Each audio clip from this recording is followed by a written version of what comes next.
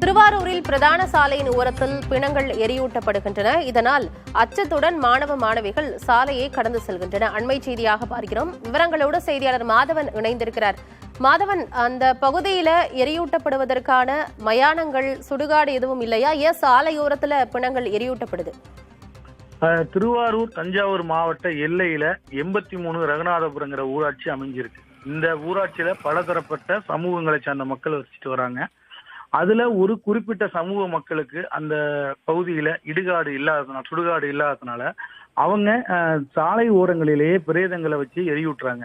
இதனால இந்த சாலையை பெரும்பாலும் இந்த அரித்துவார்மங்கலம் ஊராட்சி, 83 ரகுநாதபுரம் ஊராட்சி, இருகரை, புத்தூர் உள்ளிட்ட பல்வேறு அந்த கிராம ஊராட்சியை சேர்ந்த மக்கள் இந்த சாலை வழியாக தான் பயணிப்பாங்க. ஒரு முக்கியமான சாலையாகும்.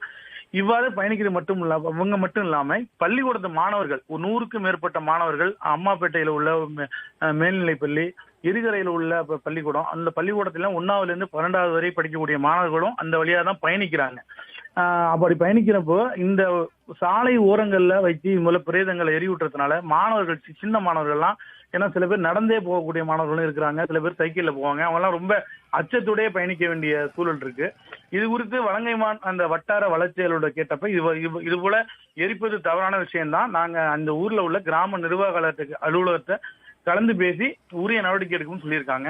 இந்த மக்கள் என்ன கேட்கிறாங்கன்னா, அந்த மக்களுக்கு தேவையான இடுகாடு அந்த பகுதியில வேணும்னு கேட்கிறாங்க. இன்னொரு முக்கியமான விஷயம் என்னன்னா, இந்த 83 ரகுநாதபுரம் ஊராட்சியில இன்னொரு இருகரைக்கு அருகில் உள்ள இன்னொரு கிராமத்துல சுடுகாடு இல்லாததுனால அவங்க பக்கத்து மாவட்டமான தஞ்சாவூர் மாவட்டத்தில் உள்ள ஒரு கிராமத்துல கொண்ட பிரேதங்களை எரியூட்டுறாங்க.